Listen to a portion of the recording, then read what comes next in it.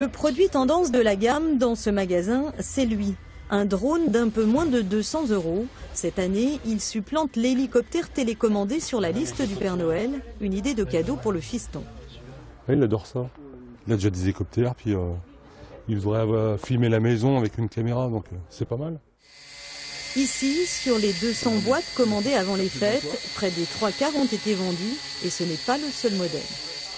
Le drone cette année, c'est vraiment le produit phare des fêtes. Il s'en vend entre 15 et 30 par jour dans notre enseigne. On parle bien sûr des petits drones de Noël, des budgets allant de 70 à 200, 300 €, et pas du drone pro qui lui peut monter beaucoup plus haut en budget. Même engouement constaté chez ce distributeur, spécialiste du e-commerce. Il expédie 1500 colis chaque jour, 2 fois plus qu'à l'ordinaire. Importé des États-Unis ou d'Asie du Sud-Est, le drone attire les jeunes dans une pratique ludique au vol. C'est vraiment des petits appareils, donc des petits drones très très stables, qui sont faciles à utiliser, même pour des gens novices qui n'ont jamais fait de modélisme. Avec sa caméra embarquée, il fascine aussi l'adepte de la prise d'image, une machine volante à double tranchant.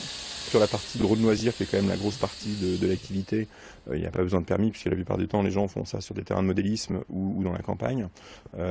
Après, derrière, quand quelqu'un vient nous voir pour des applications professionnelles, il est déjà au fait, la plupart du temps, de la réglementation. Car le ciel est surveillé, la pratique du drone avec prise de vue encadrée par l'arrêté du 11 avril 2012 pourrait se durcir en 2014 en cause des abus qui risquent d'impacter le drone de loisir.